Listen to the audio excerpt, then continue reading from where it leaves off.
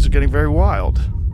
Yeah, there is a lot of misinformation. Some people said, I invented 3i Atlas, this object, in order to distract attention from the Epstein files. Is that what people are saying? Yeah, and I said, look, this object is the size of Manhattan Island. It's at 4.5 times the Earth-Sun separation. If I was able to put it out there, I would be more powerful than the Pope. And because we're talking about a giant object that you can see from any place on Earth. You can buy online a telescope that will allow you, 0.5 meter in size, that will allow you to see it. It's out there. It cannot be faked. Well, those people are fools. You can't listen to those people. I don't listen to those. I don't listen to many people, Initially, a lot of people were dismissing your concerns, and they were saying that this object is nothing but a comet, and it's very normal. But then as it got closer and as we got more data, it seems like you're correct. Well, this is a very unusual object. There is something really important to recognize here, that usually when you deal with scientific matters, they have very little impact on the future of humanity. Very little. If the neutrino has a little bit of a mass, doesn't really matter. When we discovered the Higgs boson, the biggest impact was to confirm some idea we had back in the 60s. And, obviously that affected, those people who got the Nobel Prize. But most of us continued as if nothing happened. However, here, if we ever encounter alien technology, everything will change. It will affect the financial markets. It will affect politics in a major way. So my point is simple. This is different than other scientific matters. And the intelligence agencies know very well that events with very small probability have to be considered seriously because they could have major implications. Just think about October 7th. The Israeli intelligence agencies had a theory that the Hamas will do nothing. And they got data that indicated something is going on out there, but they dismissed it because of their theory. Now, because as a result of their mistake, which was clearly a blunder, a lot of people died on both sides. For that, this could have been avoided if they were to consider a black swan event, an event that you put a small probability for it happening, but you look at anomalies in the data and say, look, the implications are so huge, we have to consider it. And, this idea was already considered by the philosopher mathematician Blaise Pascal. He talked about God. And he said, look, of course, you might think that God doesn't exist. The probability for that is small, but the implications, if God exists, the implications are so huge that we have to discuss it. That was the argument, Pascal's wager. And the intelligence agencies know that. Believe me, the Israeli intelligence agencies will not make that mistake again. Now, here comes an object from outside the solar system, and it shows anomalies. The scientists would say we should be as careful as possible at talking about anything other than a rock. Now, they say that when they know that humanity launched a lot of space junk, a lot of technological objects to space. And we also know that there are 100 billion stars like the sun in the Milky Way galaxy alone. Most of them formed billions of years before the sun. And there are billions of Earth-Sun analogs. Now, we all believe that we came out of a soup of chemicals. That's the scientific narrative of how human intelligence came on this earth. And so it's quite likely that, we are not the first one. Sorry to break the news, Elon Musk was probably not the most accomplished space entrepreneur since the Big Bang, 13.8 billion years ago. And therefore, we should consider the possibility that things like us existed long before us. And you can ask the question, how long does it take our own technology, the Voyager spacecraft that we launched out of the solar system, how long does it take it to move to the opposite side of the Milky Way galaxy? Thousands of light years away, takes less than 1 billion years. And that means that all these civilizations that had their history initiated billions of years before ours could have done it. And all we need to do as responsible scientists is to check if among all the rocks that come from outside of our backyard are really rocks, or maybe one of these objects might be a tennis ball that was thrown by a neighbor. And the reason I say that is, we live at our home, on Earth, next to the sun. We look around us in the cosmic street, and we see a lot of houses just like ours. There are billions of them, probably. Now, my colleagues, those scientists who think traditionally, they say, well, microbes came to Earth very early, therefore they must be everywhere. So let's define our highest priority, searching for microbes on other houses in our cosmic street. And I say, good, you can do that from the vantage point of your home. You can look through the window and search for microbes in your neighbors' yards, but you would need to put $10 billion to develop a big enough instrument that would be able to detect the chemical fingerprints of microbes, on exoplanets. And think about the possibility that there is a resident in one of those houses. That resident might show up in your front door at some point, or you might see an object that arrives to your backyard or your mailbox from that resident. Black swan event. A black swan event. Or you might see some construction project from a distance. That might be easier to detect than microbes. So we should hedge our bets. We should invest billions of dollars on both fronts. At the moment, the scientific community is willing to allocate more than $10 billion to searching for microbes, but no recommendation is made to allocate any federal funding to the search for intelligence. And I say that is an oversight. Let's go back to, one more time. Oumuamua? Oumuamua. Okay, yeah. I don't want to screw it up. How large was that? That was the size of a football field. Okay, so of all the 100 meters. Small in comparison to 3I Atlas. Oh yeah, that's my point, that 3I Atlas is 1 million times more massive, at least 1 million times more massive than Oumuamua. Right. And I immediately, as it was discovered, it was July 1st, and my wife asked me to go on vacation to Aruba 2 days later. And as I was going on the plane and as I arrived there, I realized, wait, that doesn't make sense, because we should have seen millions of Oumuamuas before we saw this one. It's so big.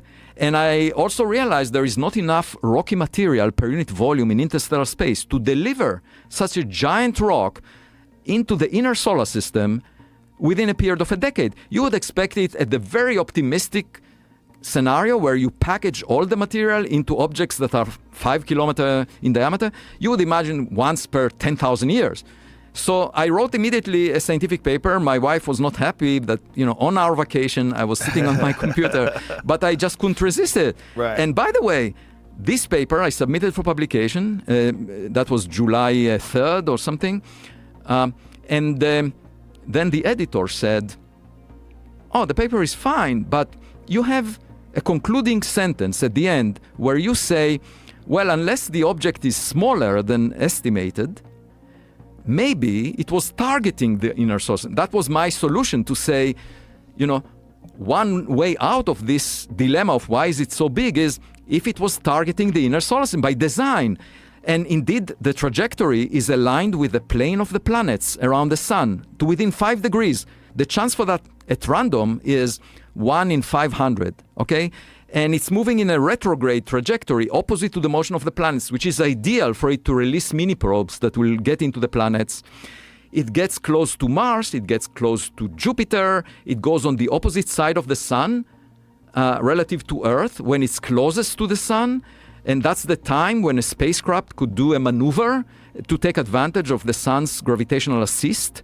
All of these are interesting indications that may imply that some intelligence designed the trajectory. So I had one sentence at the end of the paper saying, maybe the trajectory was designed.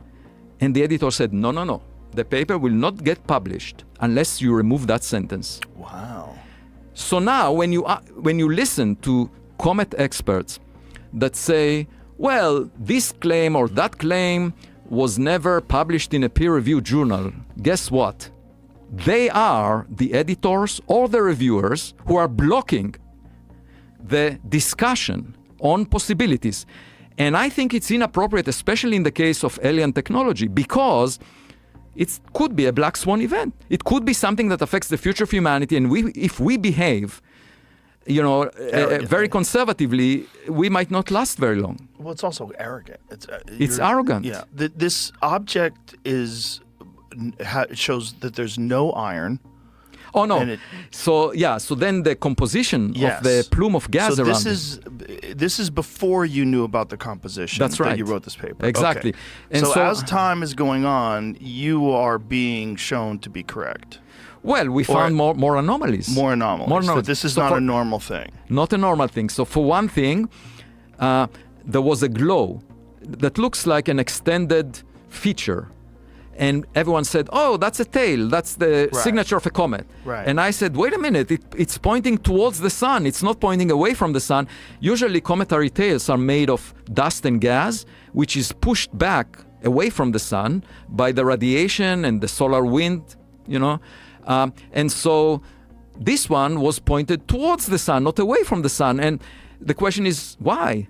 And actually, I calculated that, it appeared very clearly in the sharpest image we had from the Hubble Space Telescope, which showed an elongation by a factor of 2 towards the sun. But we were looking at it like a cigar. We were looking almost along the cigar long axis, within 10 degrees of the object sun axis. So we were looking almost edge on. Mm-hmm. And I calculated if you were to correct for that, this would be a feature that is 10 times longer than it is wide. And that means it's like a jet. So the object had a jet in front of it towards the sun. The question is why? And, the comet experts ignored it and just said, well, comets are strange, who knows? But my point is, this is a blind date of interstellar proportions. And my advice on blind dates is not to speak or say what you think this is, but to observe the other side. The best way to respond to a blind date is to observe the other side. Don't speak, just observe the other side, because it may be different than what you think. And maybe, on one of the dates, you will have a serial killer on the other side. Oh, boy. Now, explain, if you could, how we know the composition of this thing. So we can figure out composition of a plume of gas by taking a spectrum of it, which means you basically have some kind of a prism that breaks, that light with different wavelengths is bent at different angles. And so you spread the light into the different colors. And if you do that, you can find the fingerprints, the spectral fingerprints of specific atoms or molecules, because each atom or molecule has transitions. I taught it just 2 days ago in a class that I teach that is obligatory at the Harvard Astronomy Department, where I was chair for a decade, like between 2011 2020. So this is the mandatory class, and I just taught how, spectral lines emitted by atoms and molecules just 2 days ago. So this is a very well-known thing, and we know the wavelengths of those, and we use them to identify the composition. We know which atoms produce these spectral lines, the fingerprints. It's just like fingerprints, okay? And so what was found, and that's by multiple teams, there are 3 papers on that, we found nickel, a lot of nickel, but very little iron. At first, no iron whatsoever. Now, usually in all the comets in the past, from the solar system and also from interstellar space, there is one comet, Borisov, that was found. It's the second interstellar object, which looked just like a familiar comet. I had nothing to say about that one. It looked like a comet, behaved like a comet. It was a comet, but it had similar abundances of nickel and iron. The only place where we found before much more nickel than iron is in alloys that we produce industrially. For example, for aerospace applications. Nickel alloys have a lot of nickel, no iron. So maybe the skin of this object is industrially produced. That was my suggestion. But what the authors of these papers said is maybe nature is capable of going through the same chemical pathway of producing nickel without iron as we do in our industries. So they made the conjecture that this carbonyl pathway, which is well known in the industry world, carbonyl is the pathway, the name of the pathway. They said, well, maybe this carbonyl pathway happens in nature. We have never seen it before, but that is their explanation. If you enjoyed today's video on Anonymous Official, leave a like and subscribe if you haven't done so already. Thanks for watching and sticking with us.